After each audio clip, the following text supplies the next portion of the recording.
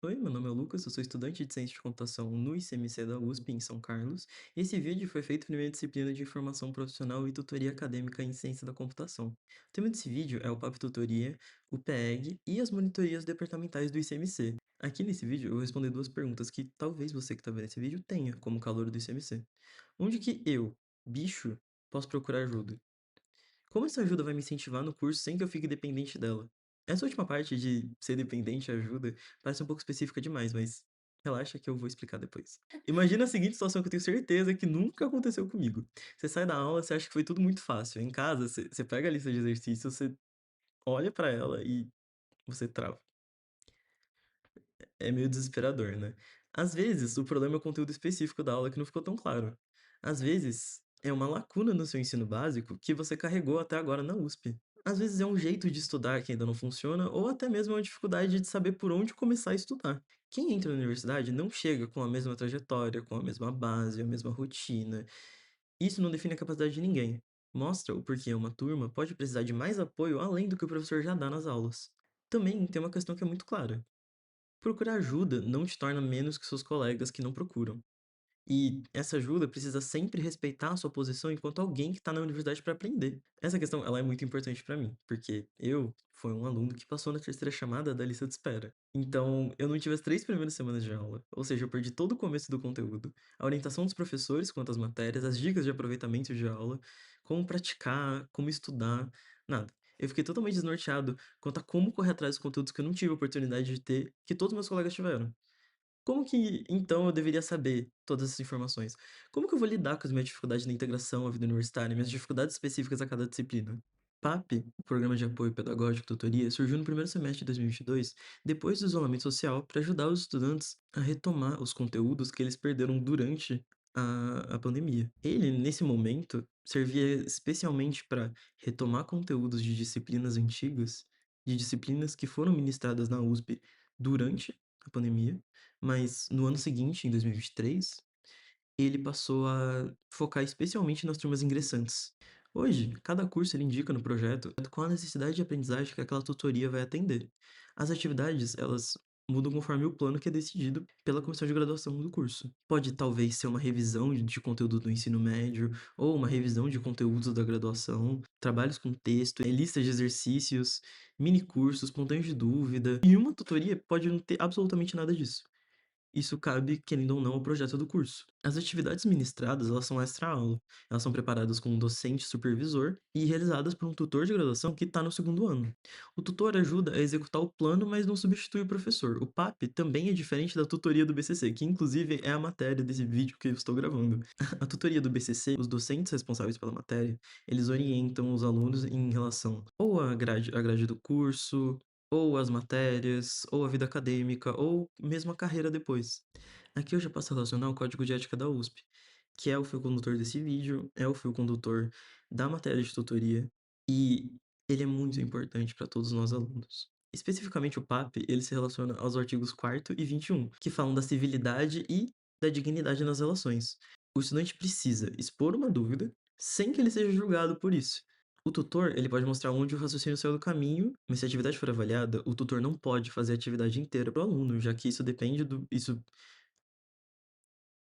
se a atividade for avaliada, o tutor não pode fazer a atividade inteira para o aluno, já que o limite da ajuda depende das regras definidas pelo docente e também pelo artigo 23, que consta sobre fraude. O PEG, ou o Programa de Estímulo ao Ensino de Graduação e Monitoria, ele consiste primeiramente em um aluno que está auxiliando um docente em aplicar disciplina e tirar dúvidas dos alunos quanto à própria disciplina. É importante levar em conta que o PEG, apesar de, obviamente, ser um aluno que já fez a matéria, que sabe dos conteúdos, ele também é um aluno. E uma das coisas mais importantes dessa modalidade de monitoria é que ela serve também para auxiliar o aluno na formação dele e também ter mais contato com essa matéria que ele está auxiliando o professor. Bom, esse programa ele é específico para cada disciplina e ele pode atender uma ou várias turmas dessa mesma disciplina. Quando o aluno ele se matricula na disciplina, não tem uma opção de selecionar o PEG.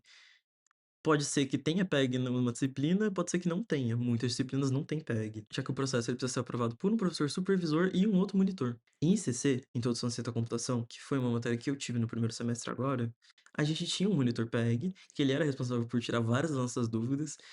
Ele também fazia plantões de dúvidas, e ele podia também, durante um exercício que o aluno estava fazendo, explicar o que estava fazendo o código não compilar, ele podia explicar a falha lógica que tinha no algoritmo, que é muito essencial para esse ensino dessa matéria, que é basicamente só fazer exercício. Aqui, de novo, no Código de Ética da USP, entram os artigos 6º e 7º. O monitor, ele precisa estudar para dar uma resposta correta, respeitar a autoria dos materiais e confirmar com o supervisor aquilo que ele não sabe. Afinal, como eu já disse, ele é um aluno que também está aprendendo com essa monitoria.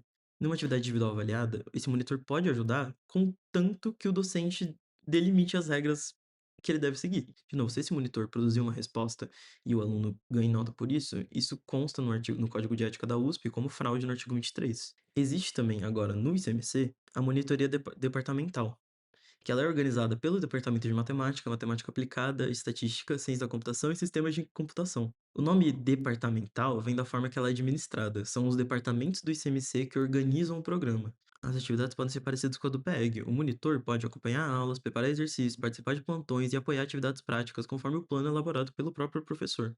Por um aluno do BCC, que é o meu caso, o departamento responsável nem sempre é o SCC, que é o Departamento de Ciência da Computação. Cálculo, por exemplo, pode ser no departamento de matemática, outras disciplinas elas podem ser de matemática aplicada e estatística, outras de sistemas computacionais, e às vezes muitas disciplinas nem têm PEG. Aqui, de novo, falando do Código de Ética da USP, o artigo 22 exige o bom uso dos recursos públicos na formação. Para o monitor, isso inclui, por exemplo, cumprir o plano e o horário que ele recebeu, que são 2 horas semanais. O artigo 6º, ele fala em privacidade, acesso adequado aos recursos computacionais e o reconhecimento de autoria. Pensando nessa questão de privacidade, quando um aluno chega e mostra para um monitor, por exemplo, o trabalho que ele fez, esse trabalho, ele não pode ser divulgado sem autorização do aluno e ele é propriedade do aluno. Tá bom, são 3, e como que eu, aluno da USP, vou saber se a disciplina que eu tô cursando tem esses 3 tipos de monitoria? Na prática, o primeiro passo é descobrir se o apoio está disponível para a disciplina ou para o curso naquele semestre. O nome do programa vem depois, né? Porque, querendo ou não, vai estar só escrito monitoria. Não vai estar escrito,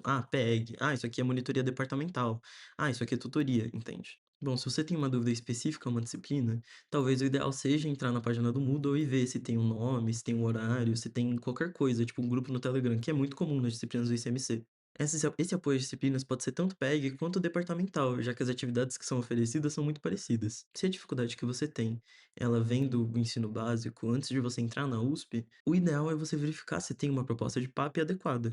O que distingue os 3 programas com clareza é quem faz cada um deles. O PAP responde a uma necessidade indicada pelo curso. O PEG é um programa da Pró-Reitoria de Graduação ligado a um projeto de uma disciplina específica. A departamental é administrada pelos departamentos do ICMC. Agora eu vou falar especificamente do Código de Ética da USP, especialmente o título 1 e o título 5. O título 1, ele consiste nos artigos 1º a 7º, ele traz os princípios comuns da USP. O título 5, nos artigos 21, 22 e 23, eles tratam do corpo discente, que somos nós alunos. Esses artigos falam sobre o pluralismo, a tolerância, a integridade acadêmica, a liberdade, a justiça, a dignidade, a solidariedade e a defesa da universidade pública. Esses princípios alcançam tanto os alunos, os bolsistas de todas essas monitorias que eu já citei, os docentes, os servidores e os usuários do mês da USP. Numa monitoria, valem tanto para o aluno, o monitor, o tutor e o professor. O artigo 3º diz que a universidade não pode seguir preferências ideológicas, religiosas, políticas, raciais, de sexo ou de origem, nem assumir posições partidárias ou se desviar de seus objetivos por pressões externas. O artigo 4º protege o intercâmbio de ideias sem discriminação e exige civilidade. Uma correção pode ser firme quanto ao conteúdo, sem desrespeitar o aluno. O artigo 5º fala da defesa do ensino público, do bem-estar da comunidade, do respeito à verdade, da colaboração do Estado e a sociedade e do cuidado com o nome e a imagem da USP.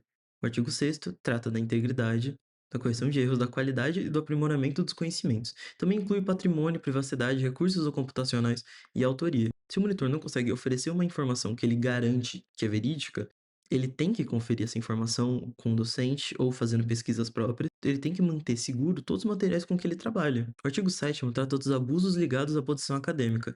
O monitor, ele não pode usar da posição dele enquanto monitor para desrespeitar um aluno ou humilhar o aluno. Ele não pode apresentar-se como um professor, já que ele não é um professor. No título 5, o artigo 21 exige autonomia e dignidade entre estudantes e não admite prepotência, violência ou risco à integridade física e moral.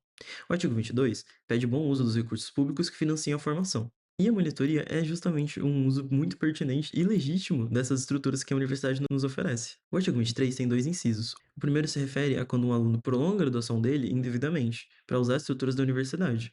Ou seja, com indevidamente, eu digo que se você demorar mais, se você reprovar em matérias, isso não necessariamente significa que você está ferindo esse inciso. Quando indevidamente você faz isso, ou seja, você reprova de propósito só para usar as estruturas da universidade, sim, você está ferindo esse inciso. O segundo proíbe fraudar a avaliação própria ou de outra pessoa para cobertar fraude. Na prática, isso depende da regra da atividade. O monitor pode comentar uma tentativa quando essa conversa é permitida. Quando ele faz a resposta de uma avaliação individual para o colega, é fraude, porque a entrega ela deixa de representar a autoria do próprio aluno. Depois desse vídeo, uma coisa fica clara, que é a diferença entre cada uma dessas monitorias. O PAP parte de uma necessidade do curso, ou seja, ele pode ou retomar conteúdos antigos do curso ou mesmo conteúdos do ensino básico para auxiliar os alunos. O PEG, ele liga um monitor a um projeto de disciplina e também ele busca formar esse estudante, que é um monitor, nas atividades de ensino. Já o departamental, ele é organizado pelos departamentos do ICMC. Como eu disse no começo do vídeo, eu sou uma pessoa que sofreu um pouco no começo da faculdade, justamente por ter ingressado um pouco mais tarde. As monitorias com que eu tive contato me ajudaram muito, muito, muito, muito. E eu não tenho ideia de como eu ia aguentar o primeiro semestre sem elas. Eu acredito então que se você é um calouro que está ingressando agora no ICMC, é muito, muito importante que você procure essas monitorias. Porque realmente não tem como você ter ideia de como é esse mundo novo que é a USP, que é o ICMC, sem você ter contato com uma pessoa que justamente é própria para isso. Sério, tipo, muito no começo do curso, é muito importante que você vá procurar esse tipo de monitoria. Com procurar, eu digo, se você já tem acesso ao Moodle, olhar no Moodle, ou, por exemplo, mandar um e-mail para o professor com seu e-mail USP. Enfim, descobrir quem é o santo na sua vida que vai ser esse monitor, porque ele vai te ajudar muito, muito, muito mesmo. Não seja que nem eu, que demorou muito para procurar os monitores por ter medo de ser julgado. A procura da monitoria não te torna menos. A procura da monitoria não é uma vantagem que você tem sobre seus colegas. É uma ferramenta muito importante para muita gente na USP. Procure. Esse é o vídeo, muito obrigado por assistir e uma boa sorte nas monitorias.